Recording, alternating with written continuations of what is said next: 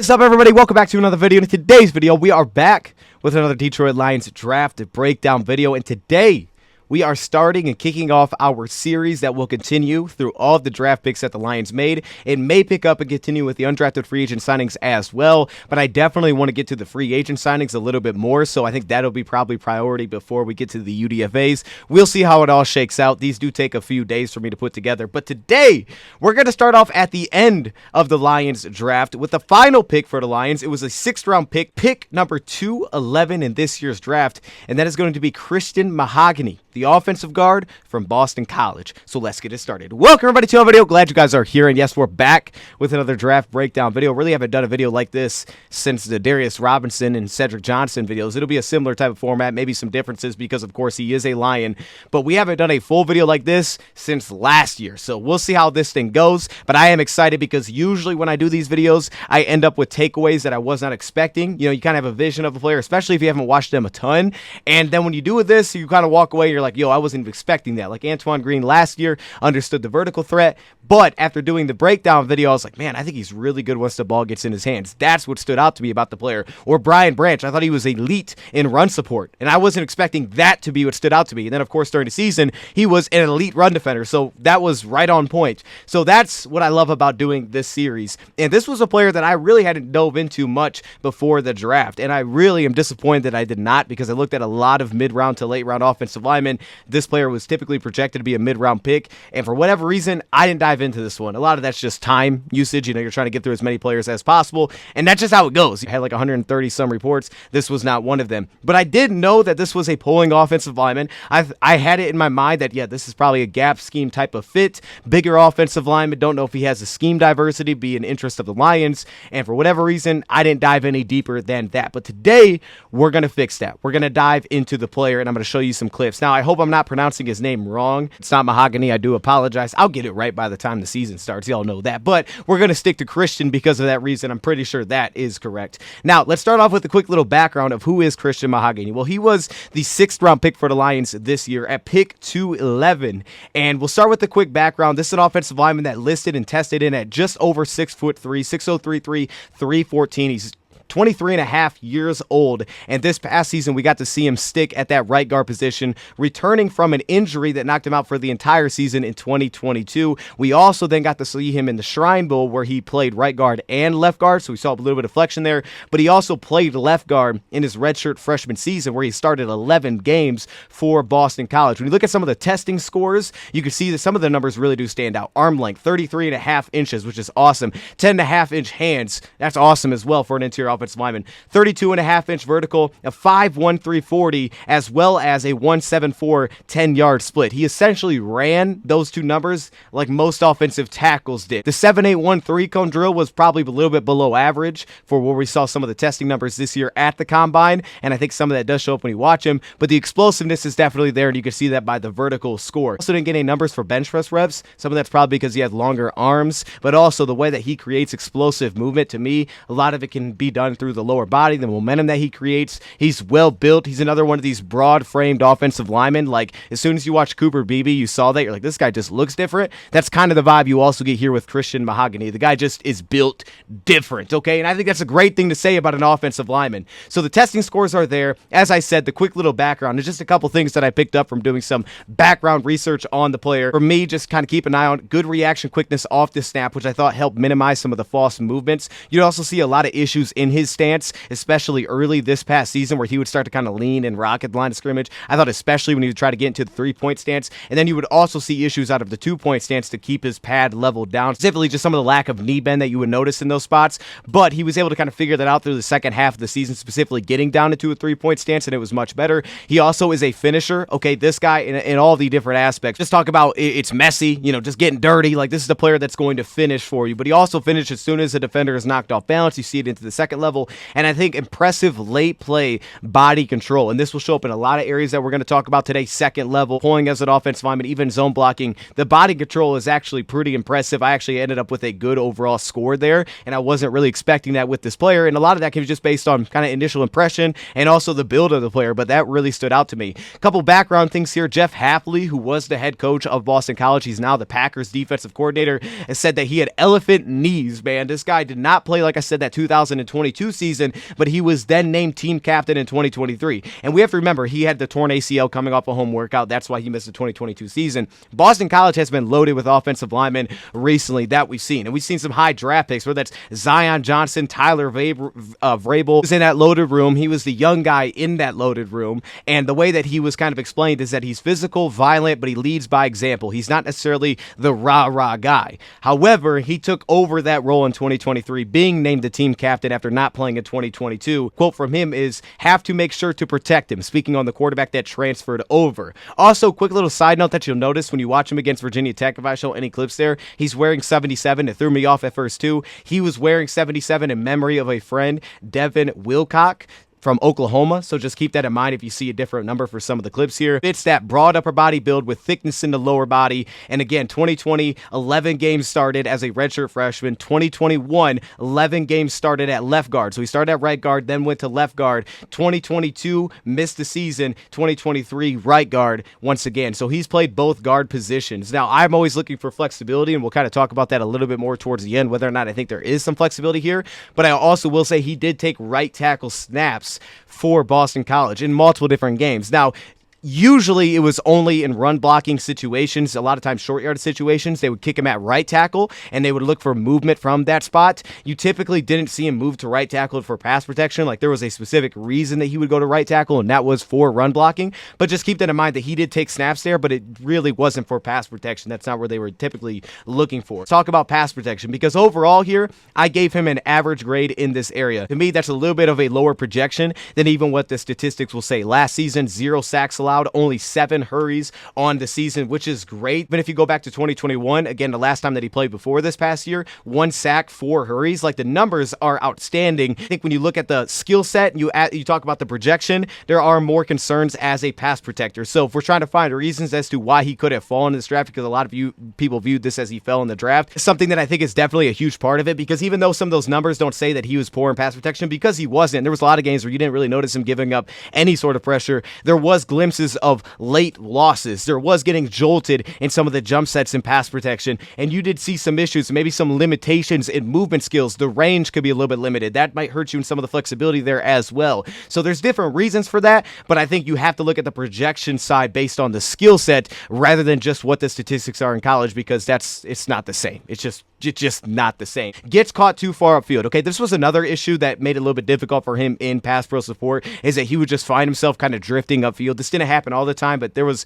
a handful of examples where he just got himself too far upfield and he wouldn't be able to give support. The reason I bring this up is because one of my favorite categories, and this was the case with a lot of really everybody that we had drafted that I already had notes on, I talked about the football intelligence of the player and how smart I thought the player was. And this is a guy that falls directly into that category. And for multiple different reasons, run blocking and pass protection, I think this is an extremely high football intelligence offensive lineman. Extremely high, man. Whether that was, obviously handling sometimes maybe the silent count at that guard position, the communication with the quarterback, that responsibility this past season, and then also the communication between him and the center was very obvious, but it was also, you would see the anticipation and picking up pass protection stunts. So when you see that, you see it as a run blocker, the target finding, the consistency, the feel for leverage. This is a high FBI offensive lineman. So that was just one little thing that I noted about in pass protection. The concerns here, lateral slides for range in pass pro to me is a little bit below average. Just the foot quickness, the lightness on your feet to be able to kind of mirror laterally is a little bit below average,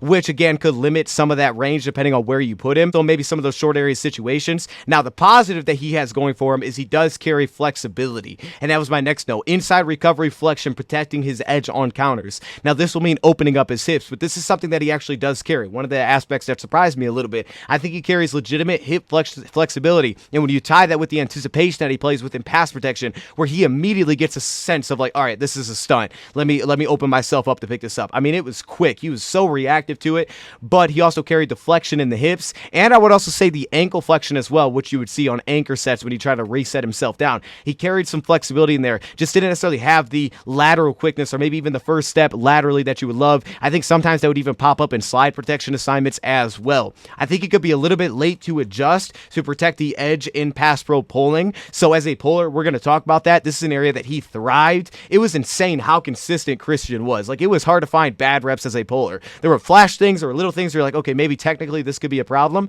But for the most part, he was extremely consistent as a pulling offensive lineman. They used him there also in pass protection sets as well, which the Lions do the same thing, right? We've seen that many times where they sell their play fakes with a pulling offensive lineman. So he'll fit in perfectly to that. What I also like about pass pro is he does a nice job of avoiding lunging for the most part to attack sidestep rushers, right? Rushers that try to cross his face. He does a really nice job of avoiding just lunging, looking for contact. Part of that too to me is probably the arm length that he also carries. He does a nice job of really trying to square himself into contact. And when you carry over 33-inch arms, he's typically able to get some sort of contact without having to lunge. But I didn't get that lungy vibe, which you get for some offensive linemen where hit and miss, you're like, okay, they're getting over their skis all the time. I didn't really get that vibe from this player. It was more so about the anchor and consistently being sat down, but not necessarily lunging issues that I noticed over and over. His footwork and flexion to handle ET stunts and anchors. So as I just touched on, dealing with stunt work, he has the footwork for it, and he also carried the flexion to handle those situations. Hips are loose enough to adapt to pass rushers who cross his face and square pass rushers.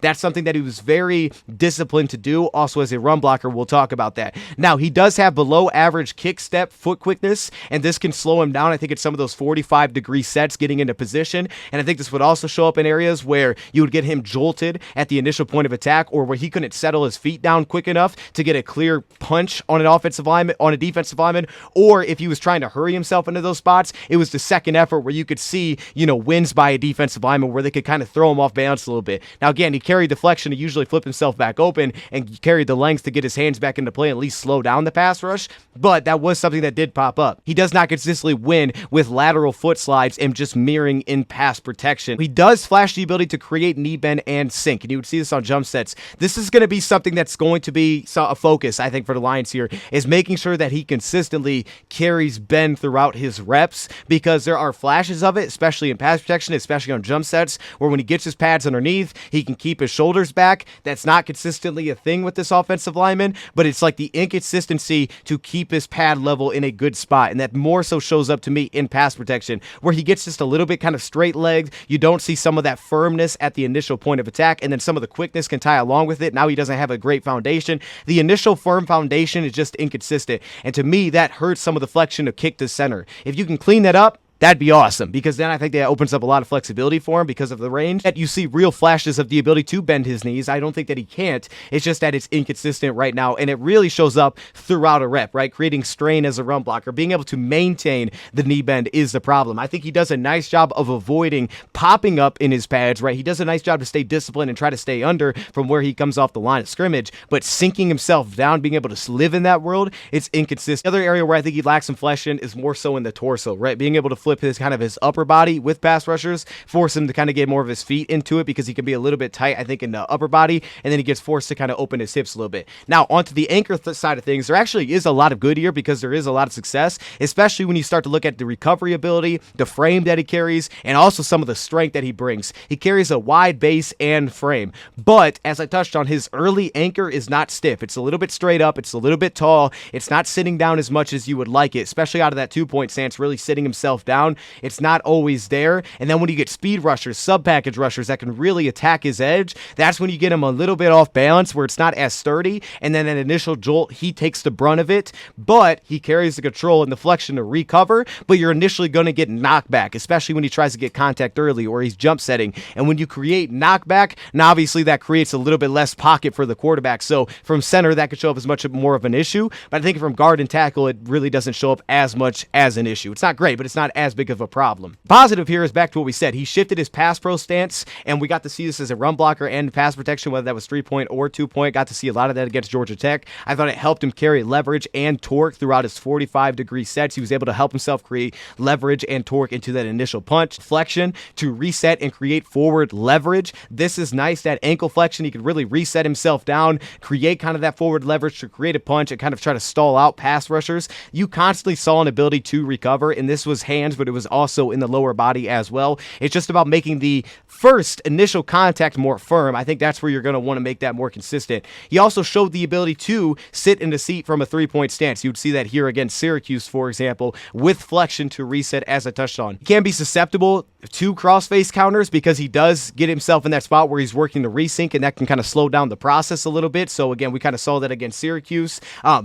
Syracuse. Also have to keep an eye on some of the push-pull losses or the second effort losses, because he will a lot of times try to find that anchor through creating a little bit of a forward lean and not necessarily living with his head back. So you get kind of that recovery anchor, but again, you're typically going to give up some ground if that's where you're going to live. But he does play with active feet and pass protection. It's just that he gets jolted a little bit at the initial point of attack a little bit too often in pass pro sets. So in pass pro, to me, I gave him an average grade. I'm kind of teetering with that one a little bit, but that's definitely more so of what the skill set is than what the production was, because production wise he's great, but what really helps me with pass pro here is the football intelligence I think is very strong. I think he's a very smart offensive lineman, and he usually does a nice job with positioning himself early on the play, but also understanding exactly where he wants to get to. Like, he's going to hit his landmark immediately off the snap, like, hey, this is where I'm going, and then immediately getting the sense of he's not going here. Oh, there's a slant coming. Okay, let me step down and pick that up. He does a great job in those areas. Now, over to the hand side of things, what I like here, and we're talking run blocking and pass protection, is that he plays with patience to throw punches into the chest of defenders. Really does a nice job trying to settle himself in and get a clean punch. The biggest issue here is that his hands can be a little bit low, especially when he's trying to open himself up or recover. His hands can drop occasionally, and then they get low on that initial contact. And again, that's where you can get up on his chest and kind of control reps a little bit. And then if his base is not sunk down where he's getting that firm punch, now you have him a little bit kind of taller on the play, and then you get those second effort losses where he could be controlled a little bit. But I love the patience that he plays with on seal blocks as a run blocker as well. He finds chest when giving help, so you'll see that again when he's trying to step off a block, like, oh, hey, let me go help the tackle. He'll find the chest of the defensive lineman, and he usually creates a lot of force on that contact when he's giving help in pass pro. And these are some of the reasons that I think, in some world, if you could figure out some of the other issues, like there could be center flexibility, because he does these things pretty well. Forceful down blocks as well as seal blocks. And again, you're really going to see the discipline with some of the clips on kind of these down blocks or sealing on the backside of plays, and that's just settling himself down, hitting where he wants to hit, positioning his lower body to do that, and being able to open up and kind of jar open run lanes for what the run scheme is asking for. And again, that pulls back to some of the football intelligence. He also has active independent punches in pass pro that do stay ready. We saw that against Syracuse, with heavy hands at the second level with bench press power. And to me, this comes back to control. We're going to talk about that a little bit more in the second here. He also shows recovery hands in his anchor that are very active through the rep with the body control, as we talked about, to recover. Very active hands. He also plays with very active feet as well in pass pro. One of the things that I like is that his feet don't constantly die out. They're very active early in the rep, early looking for contact. He's very quick off the ball. Not necessarily like, okay, quick laterally or that first step, but he's quick into his pass sets. So then he can kind of position himself very early, and that helps him a ton. But then he can play with active feet while he's continuing to work, open his hips, continuing to work his hands. He can stay active in the lower body while also doing work in the upper body. I think it's pretty impressive. His entry hands, as I said, can be a little bit low, does strike with lower body control, and it allows him to stay in front of defenders a lot of the time and also create recovery opportunities. There's not a lot of occasions where you'll see him throw punches and he'll lunge or fall over his feet. Then second effort, the guy is just like right by him. Like, it's just easy.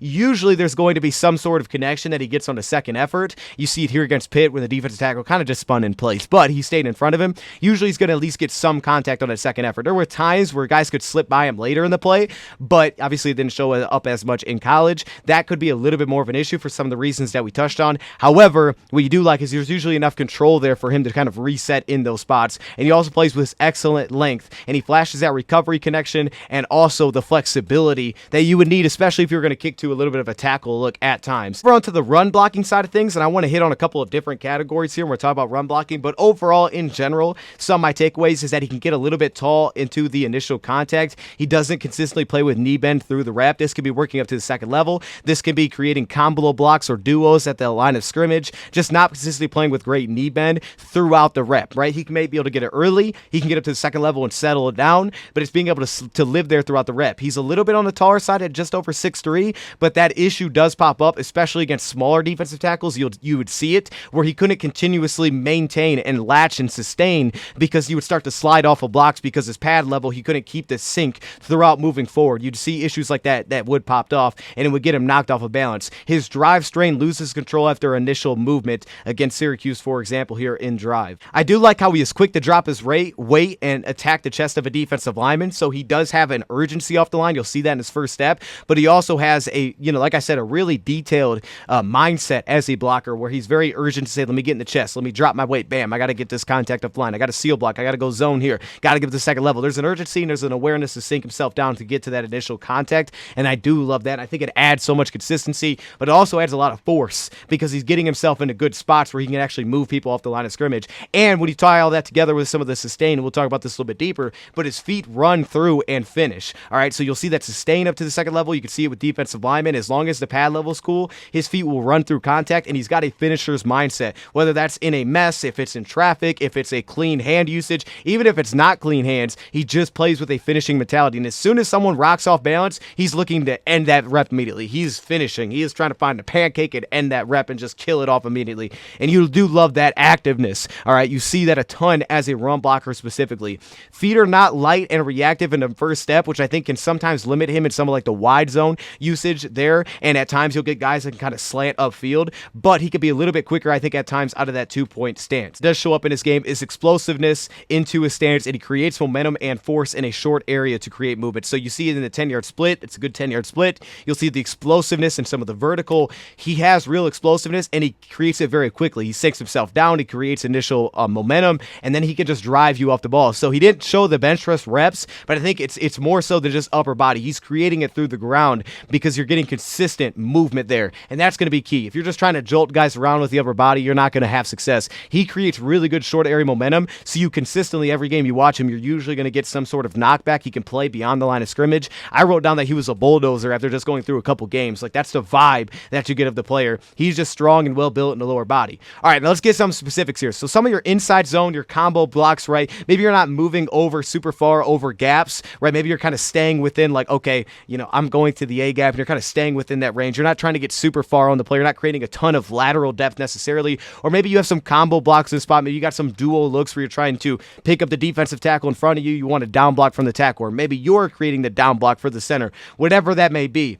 Here's some of the things that stood out to me. As I touched on, a little bit too tall, not sinking at the point of attack enough in the knee bend. He could sit high at the snap as well. He does a nice job of avoiding rising. He just doesn't sink a ton. So that's where the big issues come for me in some of the inside zone, but specifically some of those combo blocks at the point of attack is just not getting sunk into his stance enough consistently, and then sometimes even being able to maintain that where you see guys kind of late on the play just slip off. And again, a lot of that showed up against Pitt. But he does have awareness to hold pad level down from a 3-point stance. Love how at the point of attack, if the tackle's trying to down block and he's trying to get upfield to create that drive, he plays with consistent entry angles to allow tackles to combo down and pave open run lanes. So you're going to get those run lanes just created when he's working right over a defensive tackle. With some of the hit and miss knee bend and being able to get under the pads, you'll also see that kind of counter into the hands can be a little bit inconsistent as well, where he'll lose that initial punch and he'll ultimately lose control looking for a reset of connection if it's not there immediately. But what I do like is that he's detailed to be accurate at that initial point of attack, as I touched on. He also has that explosive, powerful drive in lower body. However, drive blocks can fail to consistently latch. And some of this is that it's not always quick enough to position. One thing that you'll see as well is that, especially some of these combo blocks where he's trying to create downhill drive, is that he can sometimes have to position his footwork where it's back so that he can create that forward momentum. He'll have to take kind of that drop step to be able to kind of get under pads because he's not just sinking naturally and pushing forward. And because that you could lack some quickness, and once you lack some of that quickness, now he's losing the rep initially on the play. We saw that against Virginia Tech. But I do like how he squeezes tight to down blocks to create momentum. We got to see that against Pitt. With the defensive other smaller defense tackles, he's not going to consistently sink. You know how you see offensive linemen sink down and they'll kind of just jolt nose tackles and defensive tackles out of the play. You don't really see that. He does create good momentum and force. You see the awareness to really squeeze off airspace in some of those entry angles, but what you're not going to consistently get is him just launching defensive linemen out of the play at that initial point of attack because he's sitting down on the pads. They're a little bit taller. If they have a little bit taller of a pad level 2, he'll be absolutely fine in those categories, and then you will get some of those reps. Touch on, he plays with urgency to get upfield off the ball. He just has, at times, hit and miss entry points for zone blocks. Now, as an outside zone blocker, this is what surprised me the most, to be honest, and I thought he excelled here in the Shrine Bowl. And this was specifically at left guard, when he flipped to left guard to start the game, and I'm like, yo, this guy is outside zone blocking his butt off, and it's really impressive because you would see it in flashes during the season, but he's good on the front side and he's good on the back side. So this is one of those things that I wasn't expecting. I was looking for, okay, where's the flexibility here? Can all he do is pull blocks, right? And then maybe you're hoping that he's going to seal on the back side on some of them, and then he's just like, hey, we got to drop the pad level, but your entry's there. Is that all we're going to get? It's like, no, that's not all you're going to get. You have a guy that can work in the outside zone, and I was not anticipating this. He played, and here's where it really works, especially inside zone 2, because he can create that short area momentum, so he can just drive guys off the point of attack.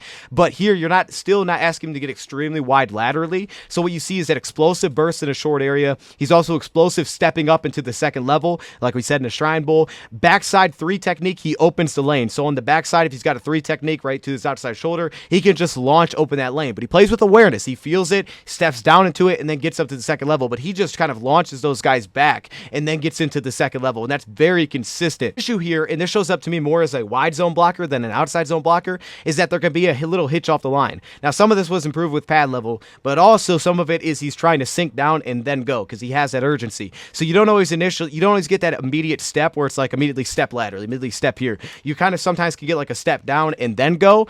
I think that is where you get some hit and miss, especially when things happen a little bit faster, if guys are up on him, or if you're asking him to get extremely wide on the play. Awareness for his zone blocking scheme is evident, but as you can see, he plays a little bit more upright, and because he can get vertically quickly, some more of the inside-outside zone makes a better fit. I think some of that wide zone, if you're asking him to stay square and try to keep his pad level down while he's moving laterally, right now, I don't know that he brings it to the table. And even still, you're going to get inconsistent for outside zone or that initial contact. But when you ask him to be able to get contact immediately, then get upfield and kind of race, all of a sudden the angles come into play and he looks more natural. But outside zone, I don't think you see as much of an issue here. He needs to speed up this process, that way he can also speed up his hands. So I think, again, you talk about hands getting low or also losing the initial hand battle. That's where if he speeds up that process and can kind of minimize those steps and just be able to sit there naturally and boom, go, he has the urgency. You'll probably clean up the hand consistency because he'll be more often to get his hands on first. Lateral agility and footwork can also be a little bit heavy here, but he plays patient on the front side. He settles in for contact with accuracy. We saw that against Miami. As we said, outside zone, he'd get pushed to right tackle at times, short yardage runs to create leverage and drive. Short yardage, he was very successful, especially when he could kick a little bit wider, because then he could kind of just drive guys, create that burst, and just drive defensive tackles out of the play. So again, I think that speaks to where you kind of look at like, okay, this is kind of an issue right now at guard. It's a little bit more natural right tackle. You may have to clean that up for consistency depending on what you're asking of him. So I think they were very aware of that, but he also brought a lot of success doing it from the right tackle position. I think he's also a much better sealer than he is replacing the block. So again, shows up on wide zones, but he has a really good ability, and I was not expecting this, but you constantly see it. He plays with the burst where he can work from, all right, I'm right guard, I'm trying to get over to your opposite one technique, right? He's over the outside shoulder of your center on the opposite side of the formation. He gets that contact constantly. Like, he works his way really well, right, with good explosive burst. The issue that he comes across here is getting contact and rotating and kind of rolling his hips over on top of the block and then being able to sustain.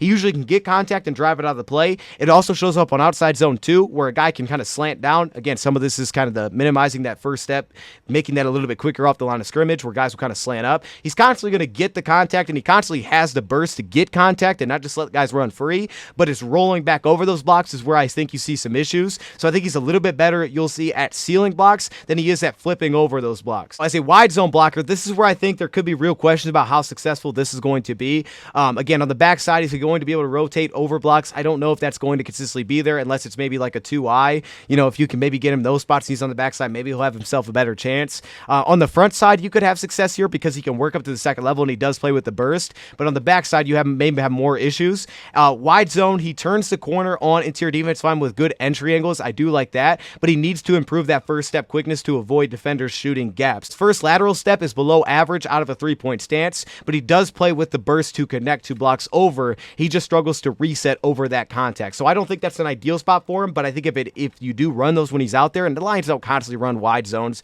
trying to stretch the field that wide, but you want all that flexibility there, you just have to be aware of what you're asking him to do in that situation. He may be better on the front side in those spots. But here's where he thrives. pulling. He is a great pulling blocker, and here's why. He keeps his pad level square and knees bent when working laterally. Efficient footwork out of his stance. Again, another thing I didn't expect. A lot of times, right, early you might see some like, okay, it looks heavy off the line. Maybe there's a little bit too much going on here. But when his stance settled in, I mean, this guy was flying off the ball. You always saw the footwork. He would have that scissor footwork to flip himself and get out wide. You saw the flexion. But then once the stance started dialing, he was just efficient.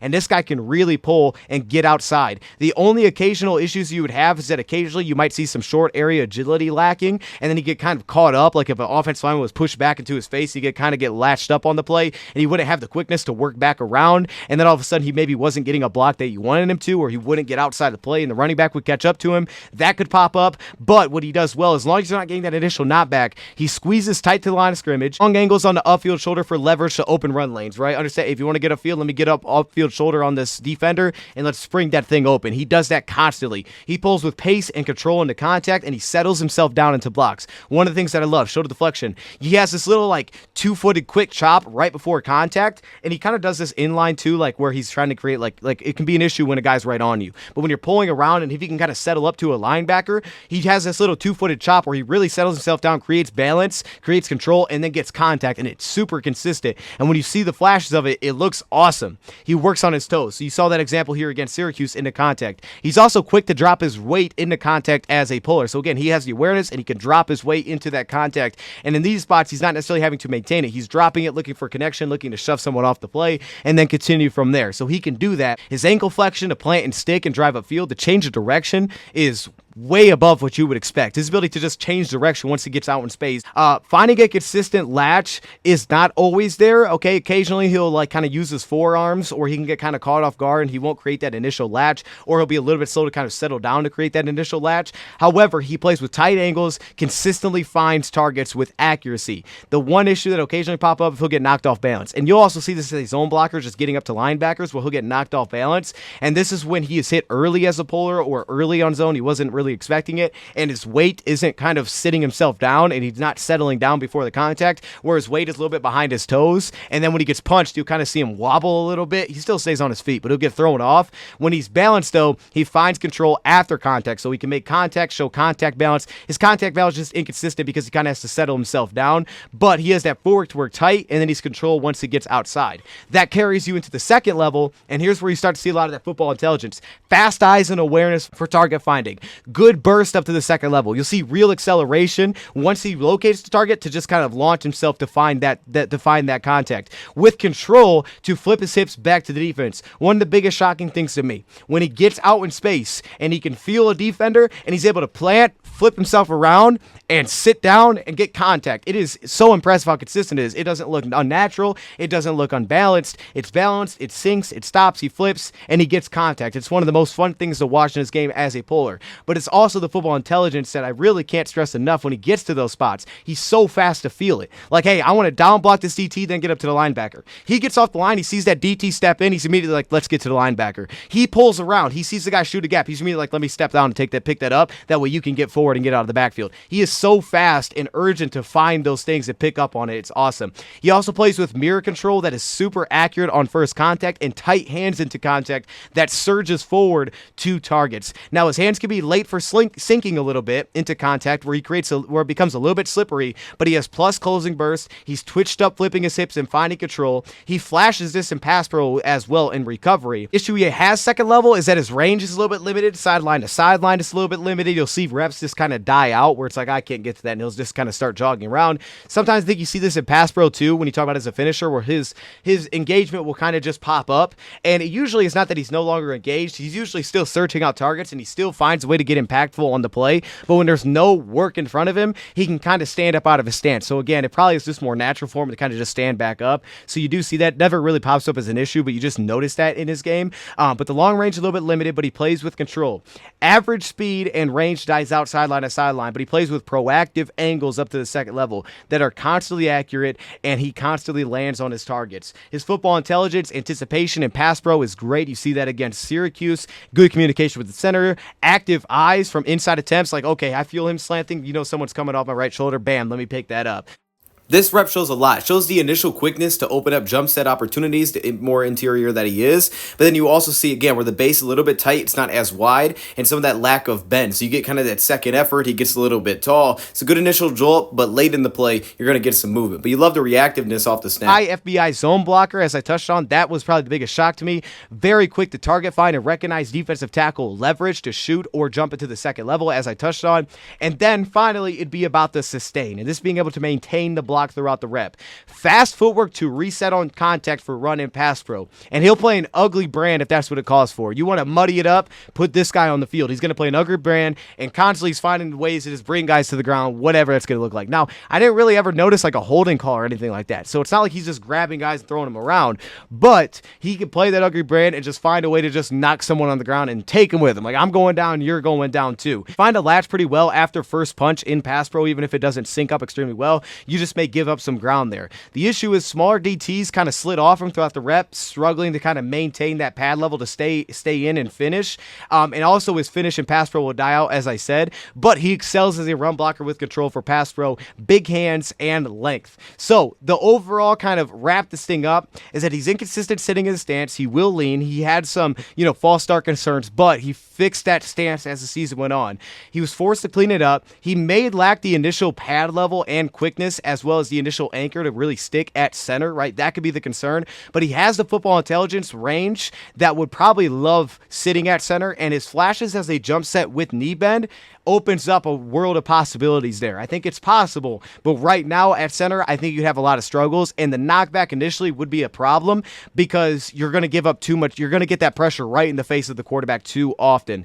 And at tackle, the flexion would probably struggle due to some of the heavier footwork, and he'd be asked to even deal with more range as a pass protector. The positive is that he can run block from that spot, as we talked about. He usually does better with pad level because he's at the tackle position, and he can handle responsibilities well as the late anchor and flexion to create, support in certain spots. It's just about the range that he would have to deal with at pass pro, which probably would lead to an issue. So overall, is there flexion in this game? I think so. I think there's a world. Obviously, we saw him play tackle for run blocking spots.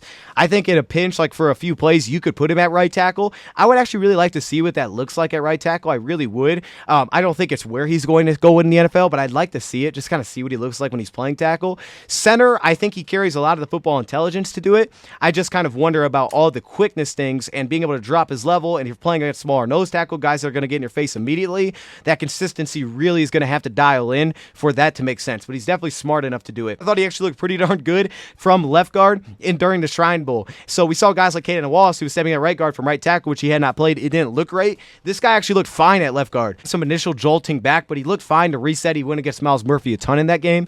For me, we are talking about this with Easy. If this was like the Lions' future potential guard, like let's say the Lions want to make him right guard, which would be natural because that's what he's done, and maybe Giovanni Manu, his future is at left guard, which absolutely could be. I think he has a lot of guard skill set as well, in a different package, right? A little bit quicker on his toes, definitely massive. But if that, let's just say hypothetically that was the case, then maybe in the future, maybe next year, right? If Frank does retire, you kick Graham to center. He's got 2 years left on his deal. Your two guards are on rookie contracts, and you open up a lot of cap space because now you're no longer really paying your two guards, which right now you are, Kevin Zeitler and Graham Glasgow. But it would also be, Frank Ragnar retiring, so that contract would now still be just Graham Glasgow moving to center. I don't know. I'm not saying this is what's going to happen. I just think it's an interesting idea, and I think there's a potential layout here where two of your starters of the future could be on the roster right now for that guard position, because this guy definitely brings the flexibility.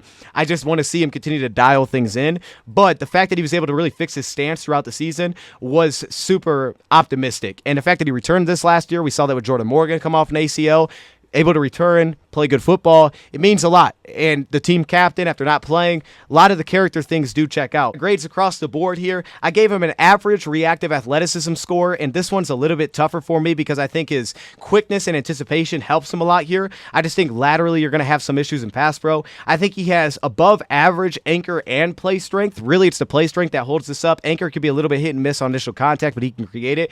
And he also has plus body control. Probably the biggest standout trait for me is his body control. patrol. So this definitely makes him a worthy draft pick. Now, moving on to because those are the critical factors. The other factors, I think he's a plus run blocker, more average right now in pass pro. You could see where he's comfortable, but he's more average. The FBI helps him a ton here, but he's not the best athlete just movement-wise. However, he plays with great awareness, which helps him a ton. Average footwork, which probably needs to be cleaned up, especially for some of the interior work as a blocker, inside zone, combo blocks, things like that. But his footwork really thrives once he gets out in space. Second level, he is great. Maybe my favorite area of his game, with below average to poor range, I would say. I would say that's probably the category that's hurting him the most, is the range as a pass protector and also as a run blocker. His hand use is just average right now. A lot of inside hand, great length, and a lot of attention to detail. It's just a lot of other things kind of hurt that for me. However, he plays with great power, and it's consistent every game. Below average sustain right now, which comes back to pad level. Finish is good. Definitely the mentality of a finisher. Sustain kind of pulls it back, but he is a good finisher.